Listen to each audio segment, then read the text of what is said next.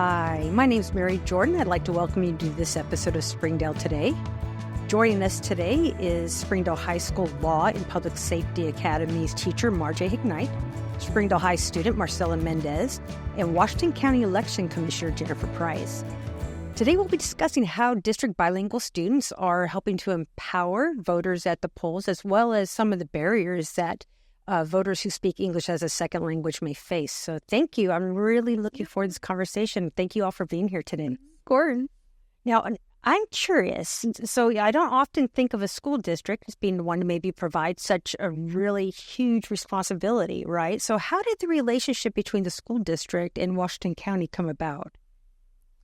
So when I first started this job, I had a poll supervisor who became a civics teacher at Fayetteville High School. And when she transitioned from being a poll worker to a civics teacher, she asked me, is there any way my students can volunteer at the schools?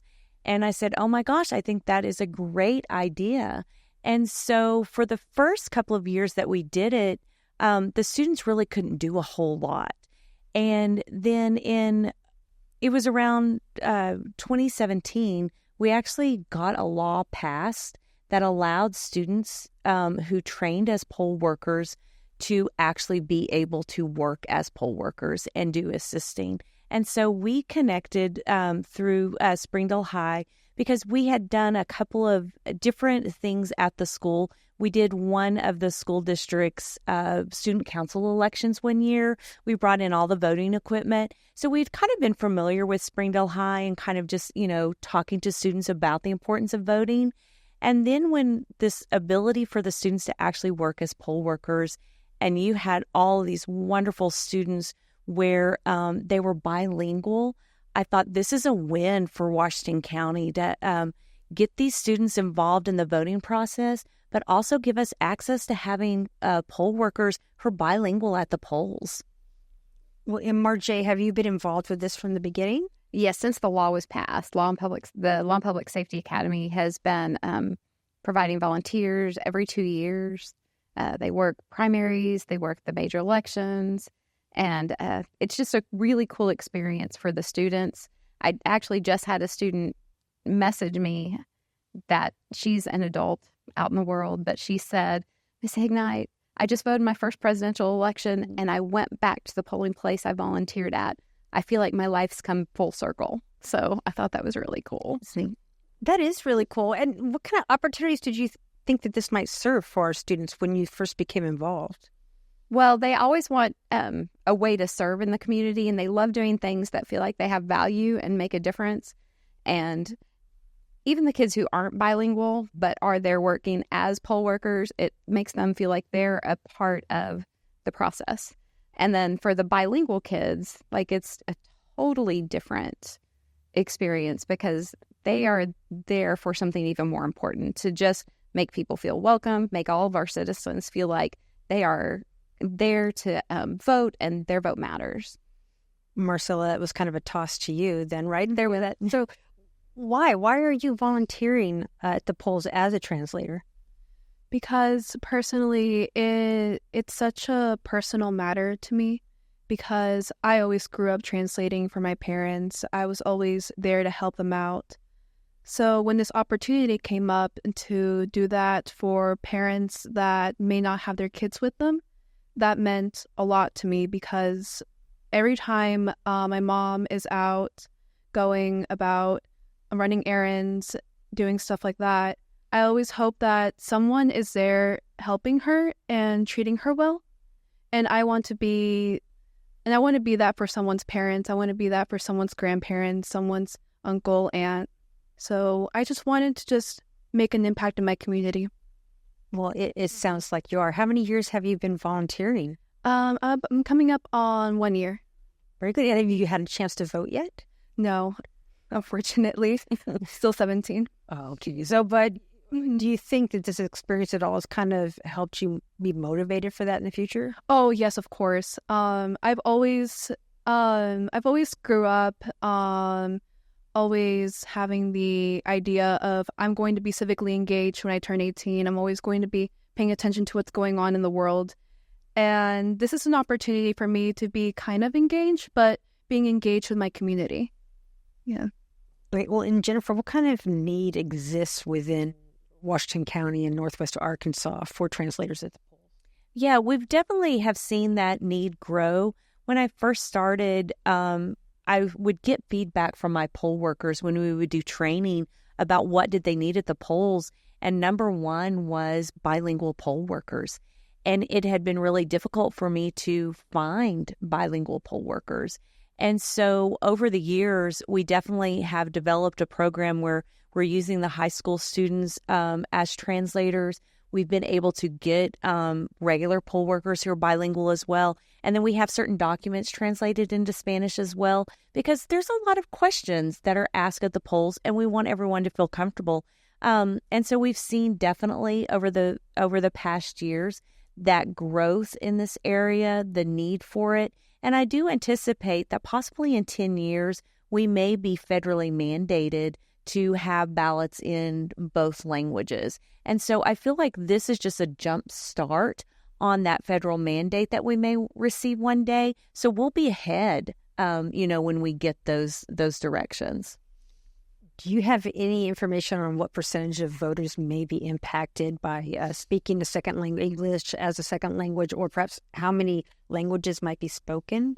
So I know that when you hit that threshold, it's 10% of the population that is mainly that is their first language. And so we're not quite there yet in regards to population, but we see it enough at the polls. We get that question asked that we feel it's important, even if it's just one voter.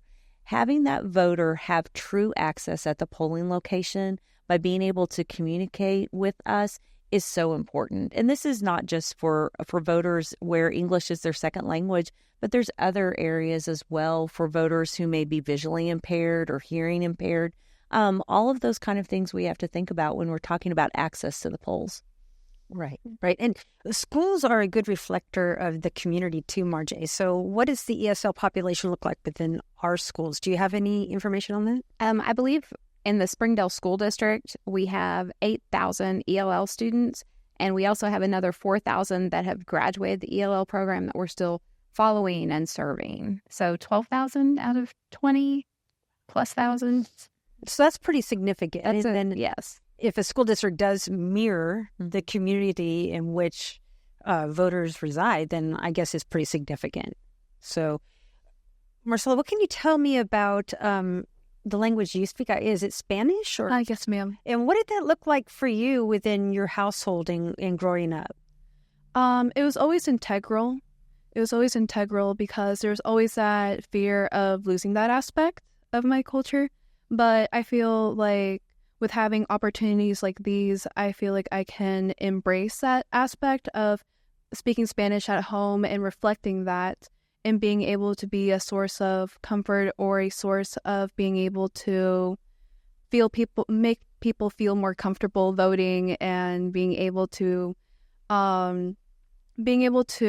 just access the polls, I feel is very important. Mm-hmm. Now, if you were in a Spanish-speaking household growing up, did you see any situations with your parents or family members where you found it was really necessary for you to be there as a translator for them? Yes, definitely. Doctor's appointments, translating at the pharmacy, maybe translating bills, stuff like that was always something that I always felt like I needed to be there. If my siblings weren't there, I felt like I needed to be there to translate. And even if I didn't know, I always tried my best because I knew that I was helping them gain more access and than me not being there. Thank you for sharing that with us. Yeah. Now, Jennifer, you touched on it just a little bit. What can you share with us about English-only ballots at the polls? Yeah, so right now our ballot is only in English. But there are other states, and sometimes in a state, maybe just one county, that's mandated by federal law to have their ballot in multiple languages. Especially in California, you can see ballots in 10, 15 different languages. And so, there is a very good possibility within 10 years that in Washington County, we'll probably see ballots both in Spanish and in English. And so kind of for us at this moment, we think about, well, what can we do? We know the ballot is not going to be in English, but what supplemental materials can we have that are translated into Spanish? So we worked on the check-in procedures, the questions every voter is asked. We worked on having the issues translated into Spanish, and then what is called a notice of election, which is essentially the full ballot with all the candidates, the races, the polling locations, all of that information translated into Spanish so that that materials are available when a voter comes into the polling location. So language is being a very obvious one, but are there any other barriers that people who do not speak English as a second language might face at the polls? So a lot of times, and we've seen this, and I've had this more this year than I've ever seen it before, is voter registration, getting voters registered to vote. And that is always kind of where we feel like maybe there's a lack of communication in regards to that. We've had several voters who have come in who were just naturalized as citizens and so excited to have that first opportunity to vote, but they weren't registered to vote. And I think that they're, making sure that we do get them registered to vote, making sure that, along with the naturalization also comes getting registered to vote. So we see it there as well this year in particular, because we know there have been in this area more and more, naturalized citizens living here. Now, Marcela, you've been volunteering for about a year now. What kind of situations have you run into where you really felt like you were really serving somebody by being able to speak Spanish and English and translate for them? Currently, that has not occurred yet, but knowing that I am there, just in case, just how Ms. Price had mentioned, that even if it's just one, or if the scenario doesn't come about, I know that I'm there just in case. It's so important because so many people that don't speak English are highly discouraged from going to places that they think, oh, maybe there's no one that speaks Spanish there, or oh this, or oh that. I'm just glad to know that I'm there just in case if anything happens. Mm-hmm. I imagine, Marjay, that the polling places are delicate places. Like me as media, there's very specific rules that I have to abide by when I'm there. And I imagine there's a very fine line between helping voters and maybe crossing a line. What are students allowed to do and not do when they're at the polls? They pretty much are allowed to do the check-in process. And then if somebody has a very specific question, and they can give a straight translation with it, but they're not allowed to explain anything. They can't explain what a representative does. They can't explain what your senator does. So they can't go into explanation. They really are just there for straight translation. So even comprehension, right? The comprehension's not okay. All right. So now, how are you training students for this? What does that look like for them? I'll let you do it because Jennifer does all the training. So the students come and attend poll worker training. It's a condensed version of what our traditional poll workers do. So they learn the check-in process. They learn to ask the questions, do you have approved photo ID? State your name, address, and date of birth, and how to match that into the poll book. So they learn all of those procedures. They actually got to vote on the voting equipment so they could see how that works. And then, placing their ballot in the ballot box as well. So when we did our training, we had everything set up just like it would be in a polling location. And so once they've attended that, then that qualifies them to become a poll worker. Very good. So as far as the future of this program, you going ahead, do you imagine doing anything more or different in the future? My plan is to keep continuing. I think this is a wonderful partnership. I think it benefits both the students but also the community here in Washington County. Have you seen benefits for you being able to be involved, Marcela? Yes, of course. It's just it impacts me how much this program has gotten so many students engaged with their community, because there was not a lot of opportunities that I was aware of before I started doing this one, and it offers such a great experience to be able to see how it all works before you go and vote, and it's just a great impact on the community overall. Mm-hmm. Marjay, about how many people actually serve as translator? How many students serve as translators? We've got 39 kids that were trained this year, and I would say probably all but 6 are bilingual. So almost all of them speak more than one language, whether it's Spanish, Marshallese, Laotian. Trying to think of what other. Those are the 3 I can think of right now. Yeah. And what have you observed as you've watched this program start and grow and students experience it? What have you seen as far as, the short and long-term impacts of this program? I think, I see the kids seeing the relevance of it in their lives, that every vote matters and their voice counts, that even if sometimes the world is like, oh, this isn't that terribly important, when they get to be there and see people come in and people are excited to vote and they get to be a part of the process and help them through it, they grow up to be citizens who want to vote and want to make their voice heard, which is my favorite thing about it. Mine too. Jennifer, is there anything else that you think that we really need to be sure that we communicate to voters or voters who speak English as a second language? We want to encourage everyone to come vote, and I think that has been definitely what this program has helped us, especially in the Springdale area, is making sure that those voters feel welcome at the polling location. And accessibility is so important.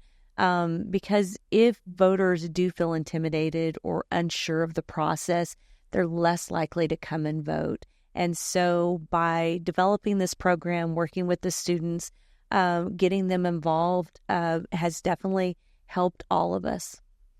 Now, I learned something new the other day in that I guess it's no longer a factor that you have to go to a select polling location. You can now vote regardless, as long as you're registered in that county to vote. Is that accurate? That is correct. We do what is called vote centers, which allows voters to go to any location as long as you're registered to vote in that county. But what we've found is that the majority of voters tend to go to the exact same place. The biggest thing that law allows us, when you have an address change, it doesn't require you to go to a different polling location, because we know voters are less likely to do that. So the vote centers is also another way of making voting more accessible, because it doesn't require voters to change locations just because their address changed. Well, I know finding out that this year I'm going to leave work and go to the Springdale Library and vote, even though I live in Fayetteville. So it did make it more accessible, and it's making it more feasible for me to vote as somebody who works as well. Yes, it's great. What about you guys? Anything to add, Marcela or Marjay, that I haven't thought to consider that you really think is important to mention as part of this conversation? I just really believe that it's very important to highlight the impact this has had on our community, because we have a growing population of people who speak more than one language or just don't speak English at all. And this opportunity works both ways. It helps us as students to see how the voting place works, gets us excited to be civically engaged and just be a beneficial member of society. And it goes the other way. It helps us engage with people in our community and helps us to serve them and be able to just be there for them in case you just need anything. Can I just tell a sweet story? Please do. So the poll workers, like my mom's a poll worker for the very first time this year, and she was so excited. And a lot of the poll workers are retired folks, because it's easier to fit it into your schedule. They just are. And I just think it's really sweet because the high school kids go and they're kind of terrified if they haven't been before. They're a little nervous to just walk into a place and introduce themselves and then be a part of it. But it's always by the end, they almost come out feeling like they've got this extra set of grandparents for a day. Oh, yeah. Because they've just had the sweetest, like, people being nice to them, and they have nice conversations that are intergenerational. And that's like one of my favorite things also, outside of obviously the civics of it all, is just to see these kids connect with these folks who are retired and they share life stories, and it's kind of beautiful. Yeah, it is. It is. I don't know if I can delve into this too much, but it was so nice talking to some ladies down in Tawny Town. It was before I had gone to Girls State, and I was telling her, oh, I'm going to Girls State. And then she had told me that she had gone to Girls State a couple decades ago. And I was like, oh, that's, and seeing that parallel was so nice to see. It was just really nice to see that. I bet. Now, what is Girls State for those of us who aren't familiar with it? Girls State is a program that helps people, helps girls around the country be more civically engaged and learn more about the government. Thank you so much for being here. We're so grateful that you guys are here. This is such an important conversation to have, and we're really grateful for everything you guys are doing to serve our communities and our families. Thank you. Of course. And thank you for joining us for Springdale today. I'm Mary Jordan, and I look forward to talking to you next time about what's happening in Springdale today. Springdale Today is a production of Springdale Public Schools Communication Office. The podcast is hosted by Mary Jordan and is produced and edited by Micah DeLacy. Be sure to subscribe to Springdale Today for free on your favorite podcast platform. And don't forget to follow Springdale Today on social media for episode updates and behind-the-scenes conversations. Thank you for listening. We hope you'll join us in the future as we continue to learn about the amazing stories happening in Springdale today.